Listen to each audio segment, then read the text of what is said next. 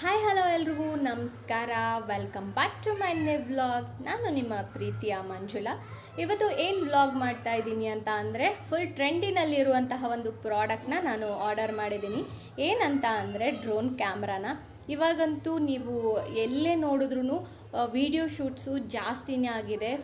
Post wedding shoots, free wedding shoots, baby shoots, maternity shoots and birthday shoots, ಈ ಥರ video shooting ಜಾಸ್ತಿ ಆಗಿರೋದ್ರಿಂದ ನಾವು ಒಂದು ಡ್ರೋನ್ ಕ್ಯಾಮರಾನ ಆರ್ಡರ್ ಮಾಡೋಣ ಅಂದ್ಬಿಟ್ಟು ನಾನು ಹಸ್ಬೆಂಡು ಡ್ರೋನ್ ಕ್ಯಾಮರಾನ ಆರ್ಡರ್ ಮಾಡಿದ್ವಿ. ಸೊ ಅದನ್ನು ಇವತ್ತು ನಾನು ಅನ್ಬಾಕ್ಸ್ ಮಾಡ್ತಾಯಿದ್ದೀನಿ.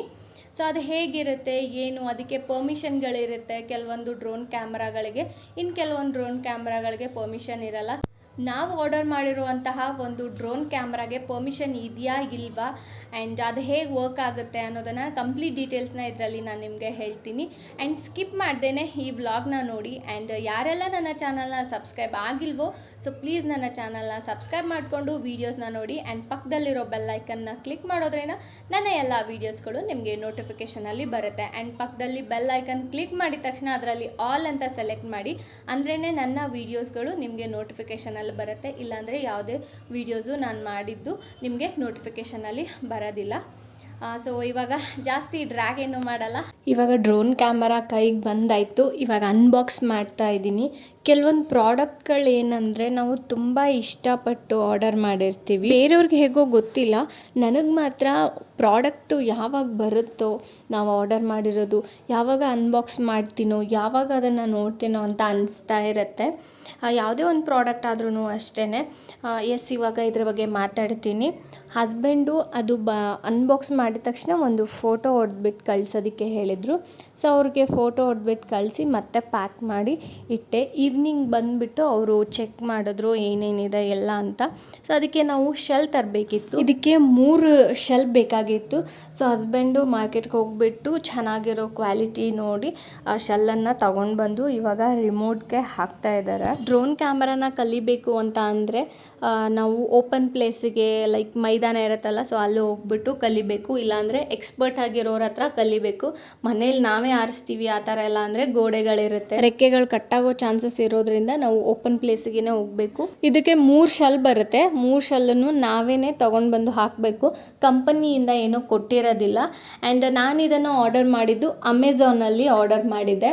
ಆ್ಯಂಡ್ ಇದ್ರದ್ದು ಕೆಪಾಸಿಟಿ ಬಂದು 50 to 60 ಫೀಟು, ಅಂದರೆ 4th ಫ್ಲೋರ್ ಅಥವಾ 5th ಫ್ಲೋರ್ವರೆಗೂ ಅಷ್ಟೇ ಫ್ಲೈ ಆಗೋ ಕೆಪಾಸಿಟಿ ಇರೋದು. ಇದ್ರ ಬಗ್ಗೆ ಯಾವುದೇ ರೀತಿ ಐಡಿಯಾ ನಮಗೆ ಇಲ್ಲ, ಇದನ್ನು ಹೇಗೆ ಯೂಸ್ ಮಾಡಬೇಕಂತ. ಇದ್ರ ಬಗ್ಗೆ ನನ್ನ ತಮ್ಮಂಗೆ ಗೊತ್ತು. ಆ್ಯಂಡ್ ಅವನು ಕೂಡ ಒಂದೊಂದು ಚಿಕ್ಕ ಚಿಕ್ಕ ಶಾರ್ಟ್ ಫಿಲಮ್ಗಳನ್ನ ಮಾಡ್ತಾ ಇರ್ತಾನೆ. ಆ್ಯಂಡ್ ನಾನು ಕೂಡ ರೀಲ್ಸ್ ಮಾಡ್ತಾ ಇರ್ತೀನಿ. ಸೊ ಯೂಸ್ ಆಗುತ್ತೆ ಅಂದ್ಬಿಟ್ಟು ಇದನ್ನು ತರಿಸ್ಕೊಂಡಿದ್ದು. ಆ್ಯಂಡ್ ಡ್ರೋನ್ ಕ್ಯಾಮ್ರಾ ತರಿಸಿದ್ದೇವೆ ಅಂದ ತಕ್ಷಣ ಕೆಲವರು ಕೇಳ್ತಾ ಇರ್ತಾರೆ, ಬಿಸ್ನೆಸ್ ಮಾಡಬೇಕು ಅಂತ ಅಂದ್ಕೊಂಡಿದ್ದೀರಾ ಅಂತ. ಸೊ ಆ ಥರ ಏನೂ ಇಲ್ಲ. ಈ ಡ್ರೋನ್ಗೆ ರೆಕ್ಕೆಗಳನ್ನ ಕೂಡ ಕೊಟ್ಟಿರ್ತಾರೆ. 4, 2 ಹಾಕಬೇಕು, ಇನ್ನೆರಡು ಎಕ್ಸ್ಟ್ರಾ ಕೊಟ್ಟಿರ್ತಾರೆ. ಆ್ಯಂಡ್ ಚಾರ್ಜರ್ ಕೂಡ ಕೊಟ್ಟಿರ್ತಾರೆ. ಸೊ ಅದನ್ನ ನಾನು ನೆಕ್ಸ್ಟು ಹೇಳ್ತೀನಿ, ಚಾರ್ಜರ್ ಏನಕ್ಕೆ ಕೊಟ್ಟಿರ್ತಾರೆ ಅಂತ ಅಂದ್ಬಿಟ್ಟು. ಇವಾಗ ಸ್ಕ್ರೂಗಳನ್ನೂ ಕೂಡ ಅದರಲ್ಲಿ ಪ್ಯಾಕ್ ಮಾಡ್ತಾಯಿದ್ದಾರೆ, ಎಕ್ಸ್ಟ್ರಾ ಇರೋದನ್ನು. ಮತ್ತು ಡ್ರೋನ್ ಕ್ಯಾಮರಾ ರೆಕ್ಕೆಗಳನ್ನ ನೀಟಾಗಿ ಹುಷಾರಾಗಿ ತೆಗಿಬೇಕು, ಇಲ್ಲ ಅಂದರೆ ಕಟ್ಟಾಗೋ ಚಾನ್ಸಸ್ ಇರುತ್ತೆ. ಇದಕ್ಕೆ ಲಕ್ಷಾಂತರ ರೂಪಾಯಿ ಕೊಟ್ಟು ಕೆಲವರು ತೊಗೊಂಡಿರ್ತಾರೆ, ಇನ್ನು ಕೆಲವರು ಸಾವಿರಾರು ರೂಪಾಯಿ ಕೊಟ್ಟು ತೊಗೊಂಡಿರ್ತಾರೆ. ಸೊ ಹಾಗಾಗಿನೇ ಹುಷಾರಾಗಿ ಹ್ಯಾಂಡಲ್ ಮಾಡಬೇಕು. ಲೈಕ್ ರೆಕ್ಕೆಗಳನ್ನೆಲ್ಲ ಓಪನ್ ಮಾಡೋದು ಮತ್ತು ಕ್ಲೋಸ್ ಮಾಡಿ ನೀಟಾಗಿ ಪ್ಯಾಕ್ ಮಾಡಿ ಇಟ್ಕೊಳ್ಳೋದು, ಈ ಥರ ಎಲ್ಲ ಸ್ವಲ್ಪ ಹುಷಾರಾಗಿರ್ಬೇಕಷ್ಟೇ. ಇವಾಗ ರೆಕ್ಕೆಗಳನ್ನ ಫಿಕ್ಸ್ ಮಾಡ್ತಾ ಇದ್ದಾರೆ.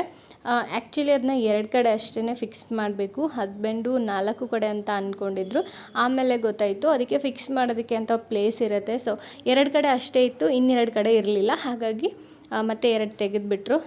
ಇದು ಚಾರ್ಜರು, ಆವಾಗಲೇ ನಾನು ತೋರಿಸ್ದೆ.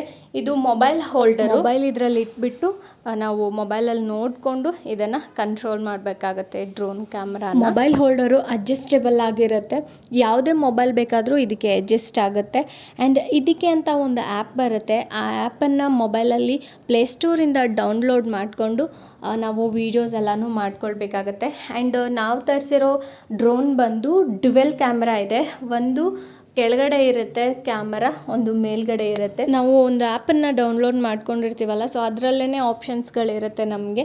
ಅದನ್ನು ನಾನು ನೆಕ್ಸ್ಟು ಒಂದು ವ್ಲಾಗ್ ಮಾಡಿಬಿಟ್ಟು ಹಾಕ್ತೀನಿ ಹೇಗೆ ಯೂಸ್ ಮಾಡಿದ್ವಿ ಅಂತ. ಕ್ಯಾಮರಾ ಆಪ್ಷನ್ಸ್ ಕೂಡ ಅದರಲ್ಲೇ ಇರುತ್ತೆ. ನಾವು ಸೆಲೆಕ್ಟ್ ಮಾಡ್ಕೋಬೇಕು ಯಾವ ಕ್ಯಾಮರಾದಿಂದ ನಾವು ವೀಡಿಯೋ ಮಾಡ್ಕೊಳ್ತೀವೋ ಅದನ್ನು.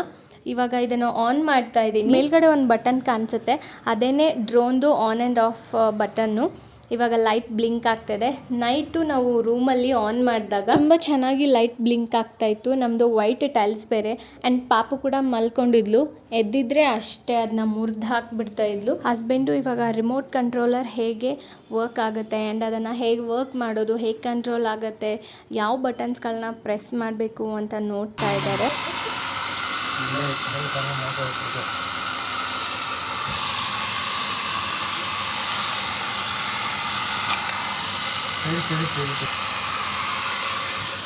ಈ ಡ್ರೋನ್ ಕ್ಯಾಮ್ರಾದು ಇನ್ನೊಂದು ಇಂಪಾರ್ಟೆಂಟ್ ವಿಷಯ ಏನು ಅಂತ ಅಂದರೆ, ಈ ಕ್ಯಾಮ್ರಾನ ಎಲ್ಲಿ ಬೇಕೋ ಅಲ್ಲಿ ಹಾರಿಸೋದಕ್ಕಾಗಲ್ಲ. ಇದಕ್ಕೆ ಪರ್ಮಿಷನ್ ಬೇಕಾಗುತ್ತೆ. ಕೆಲವೊಂದು ಪರ್ಮಿಷನ್ಗಳನ್ನ ತಗೊಂಡು ಇದನ್ನು ಯೂಸ್ ಮಾಡಬೇಕು.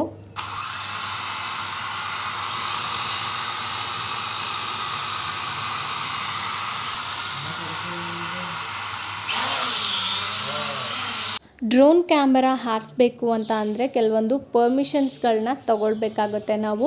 ಗೌರ್ಮೆಂಟಿಂದ ಕೆಲವೊಂದು ರೂಲ್ಸ್ಗಳು ಇದೆ, ಪ್ರಾಸೆಸ್ಗಳಿದೆ. ಸೊ ಆ ಪ್ರಾಸೆಸ್ಗಳ ಪ್ರಕಾರನೇ ನಾವು ಡ್ರೋನ್ ಕ್ಯಾಮರಾನ ಯೂಸ್ ಮಾಡಬೇಕು. ಈ ಡ್ರೋನ್ ಕ್ಯಾಮರಾದಲ್ಲಿ 5 ಟೈಪ್ಸ್ ಡ್ರೋನ್ ಕ್ಯಾಮರಾ ಡಿಫ್ರೆಂಟಾಗಿ ಇರ್ತವೆ. ಸೊ ಮೀಡಿಯಮು, ಲಾರ್ಜು ಈ ಥರ ಇರುತ್ತೆ. ಬಟ್ ಅದ್ರ ಬಗ್ಗೆ ನನಗೆ ಅಷ್ಟೇನು ಗೊತ್ತಿಲ್ಲ. ನಾವು ತಗೊಂಡಿರೋ ಡ್ರೋನ್ ಕ್ಯಾಮರಾ ವೇಟ್ ಬಂದು 250 ಗ್ರಾಮ್ ಒಳಗಡೆ ಇದೆ. ನಾನು ಫಸ್ಟು ನಮ್ಮ ಡ್ರೋನ್ ಕ್ಯಾಮರಾ ಕ್ಲಾರಿಫೈ ಮಾಡಿಬಿಡ್ತೀನಿ. ನಮ್ಮ ಡ್ರೋನ್ ಕ್ಯಾಮ್ರಾ ಬಂದು 250 ಗ್ರಾಮ್ ಒಳಗಡೆ ಇದೆ. ಸೊ ಅದಕ್ಕೆ ಯಾವುದೇ ರೀತಿ ಪರ್ಮಿಷನ್ಸ್ಗಳು ಬೇಕಾಗಿಲ್ಲ. ನಾವು ಫಿಲಮಲ್ಲಿ ಎಲ್ಲ ನೋಡಿರ್ತೀವಲ್ಲ, ಡ್ರೋನ್ ಕ್ಯಾಮರಾ ಯೂಸ್ ಮಾಡ್ತಾ ಇರ್ತಾರೆ ಹೀರೋಗಳ ಸುತ್ತ, ಅಥವಾ ಫೈಟಿಂಗ್ ಸೀನಲ್ಲಿ ಆ್ಯಂಡ್ ಶಾರ್ಟ್ ಫಿಲ್ಮಲ್ಲಿ, ಸೀರಿಯಲ್ಸಲ್ಲೆಲ್ಲ ತೋರಿಸ್ತಾ ಇರ್ತಾರೆ. ಸೊ ಆ ಕ್ಯಾಮ್ರಾಗಳೆಲ್ಲ ವೇಟ್ ಜಾಸ್ತಿ ಇರುತ್ತೆ. ಅಬೌವ್ 1 kg ಮೇಲೆ ಇದ್ದರೆ ಡ್ರೋನ್ ಕಂಪಲ್ಸರಿ ಗೌರ್ಮೆಂಟಿಂದ ಪರ್ಮಿಷನ್ ತಗೊಳ್ಳೇಬೇಕಾಗುತ್ತೆ. ರೂಲ್ಸ್ ಆ್ಯಂಡ್ ರೆಗ್ಯುಲೇಷನ್ಸ್ನ ಫಾಲೋ ಮಾಡಬೇಕಾಗುತ್ತೆ. ಆ್ಯಂಡ್ ಅವರು ಪರ್ಮಿಷನ್ ಕೊಟ್ಟರೆ ಮಾತ್ರ ಆ ಕ್ಯಾಮ್ರಾನ ಯೂಸ್ ಮಾಡಬೇಕಾಗತ್ತೆ. ಸೊ ನಮ್ಮ ಕ್ಯಾಮ್ರಾ ಬಂದು ಲೈಟ್ ವೆಯ್ಟ್ ಇರೋದ್ರಿಂದ ಇದಕ್ಕೆ ಯಾವುದೇ ರೀತಿ ಪರ್ಮಿಷನ್ ಬೇಕಾಗಿಲ್ಲ. ನಾನು ಇನ್ನೊಂದು ಸರಿ ಕ್ಲಾರಿಫೈ ಮಾಡ್ತಾ ಇದ್ದೀನಿ. ಡ್ರೋನ್ ಕ್ಯಾಮ್ರಾ ಕಂಟ್ರೋಲ್ ಹೇಗೆ ಮಾಡಬೇಕು ಅನ್ನೋದನ್ನು ಕೂಡ ಈ ಬುಕ್ಕಲ್ಲೇ ಕೊಟ್ಟಿರ್ತಾರೆ. ಬುಕ್ ಅಂದರೆ ತುಂಬ ದೊಡ್ಡದಾಗೇನೂ ಇರಲ್ಲ, 3-4 ಪೇಜ್ ಅಷ್ಟೇ ಇರುತ್ತೆ ಅಷ್ಟೇ. ಇದು ಆ್ಯಕ್ಚುಲಿ ಬಂದು ನನ್ನ ತಮ್ಮ ಯೂಸ್ ಮಾಡ್ತಾನೆ. ಇದ್ರ ಬಗ್ಗೆ ಅವನಿಗೆ ಗೊತ್ತು. ಸೊ ಹಾಗಾಗಿ ಈ ಕ್ಯಾಮ್ರಾ ಅವನ ಹತ್ರನೇ ಇರುತ್ತೆ. ಆ್ಯಕ್ಚುಲಿ ಈ ಕ್ಯಾಮ್ರಾನ ತರಿಸಿರೋದು ಅವನೇ ಆ್ಯಂಡ್ ಯೂಸ್ ಮಾಡೋದು ಅವನೇ. ನೋಡಿದ್ರಿ ಅಲ್ವಾ ಡ್ರೋನ್ ಕ್ಯಾಮ್ರಾ ಹೇಗಿತ್ತು ಅಂತ.